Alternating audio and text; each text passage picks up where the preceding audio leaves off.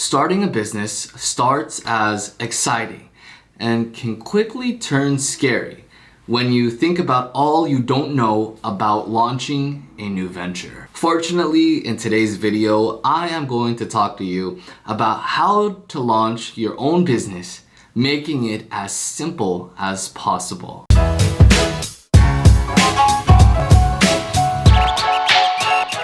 In today's video, I am going to talk to you about the most important questions you must ask yourself as a business owner. Hi, my name is Andrew. I'm an attorney here at Mulali Law, where we help entrepreneurs just like you start your businesses without dealing with the complicated legal forms. Our done-for-you service is backed by over 2,300 five-star Google reviews, and we can help you start your business too. Now, before I start talking about the questions that you must ask yourself as a business owner, there's some background information that I want to provide you. It's important that when you start a business yourself, that you communicate and that you create a plan of attack with your founding team as well as your co-founders. While the agreements you draft will vary based on the type of entity you choose to create, the fundamentals of the agreement are relatively consistent and quite similar. One of the most common entities created today is a limited liability company, also known as the LLC. The reason why LLCs are most predominantly used in today's age is because they are simple to set up. LLCs provide limited liability protection, and LLCs are not subject to double taxation like corporations. When forming an LLC, you want to determine whether or not you're going to be receiving any sort of investments from outside or passive investors, and you're also going to want to consider whether or not you plan to take your company.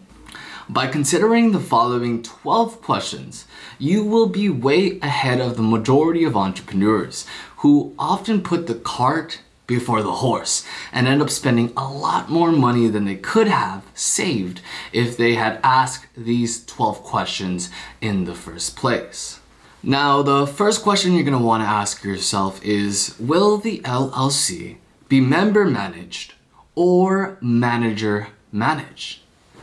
This basically means that you have to determine whether or not the owners will be the one managing the company, or there will be a specific manager position who will be responsible for managing the operations and the daily management of the LLC. The second question you're going to want to ask yourself is, how are you going to split up the membership interests? Is it going to be 50-50? Is it going to be 80-20? And then once you determine the actual membership interests of each member, then you're going to ask yourself why. Why does this person get 20 while I get 80? Why does this person get 50 while I get 50? The third question you're going to want to ask yourself is, how is the company going to be financed?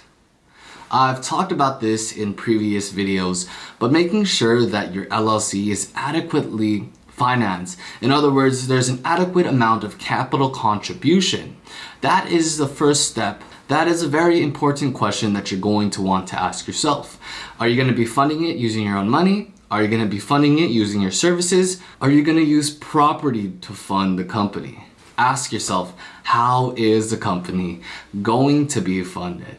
The fourth question you're going to want to ask yourself is, are you going to split the capital interest and profit interests in the same way? Asking yourself these crucial questions in the very beginning will allow for a smooth business growth and expansion and daily operations. Now, the fifth question you're going to want to ask yourself is, in what state will the LLC be organized and registered? You have many options when deciding where to register and organize your LLC. Now, the answer to this question depends on many different factors. Where do you live? Where are the operations of your business? Are you a foreigner? Of course, if you're having a little trouble deciding where to organize your LLC, you can always click the link in the description box below to book your free call with a professional who can help you decide which state is best for you. Now, the sixth question you're going to want to ask yourself is, how will members be admitted into the LLC? Will they have to make any sort of contribution? Does a simple amendment to the operating agreement? How is a new member going to join the LLC? The seventh question you're going to want to ask yourself is, can a member of the LLC be a part of another LLC that operates and manages and is in the exact same field as your current LLC? In other words, can a member be a part of the LLC and that member is already a part of another LLC who is competing in the same way? For example, you have LLC 1 that is in the business of renting automobiles. And then a new member joins LLC 1. And that new member is already a part of an LLC 2, which does the similar type of business, renting automobiles. Is that permitted? These are the type of questions that you must ask yourself. The eighth question you're going to want to ask yourself is, can a member be expelled? If something happens in terms of the business operations or the daily management, how is a member going to be expelled or let go of if that member does something that is against the business company? In other words, that member partakes in some type of activity that harms the business. How will that member be expelled? Will it be a simple letter? Will it have to be by agreement by all the members? These are the type of questions that you must be asking yourself. The ninth question you're going to want to ask yourself is, who is going to actually manage the LLC? Is it going to be all the owners? Is it going to be one owner? Is it going to be someone, an owner, most likely an owner, who has more experience than the other owners?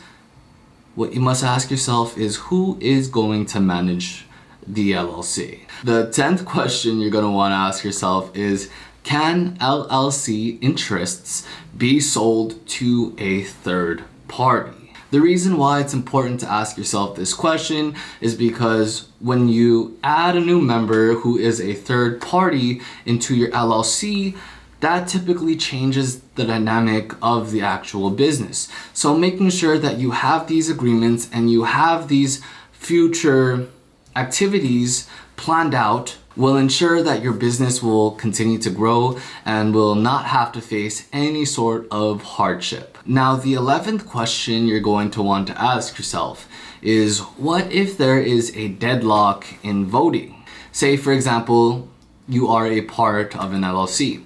You have another partner, and so the two of you are owners of this LLC.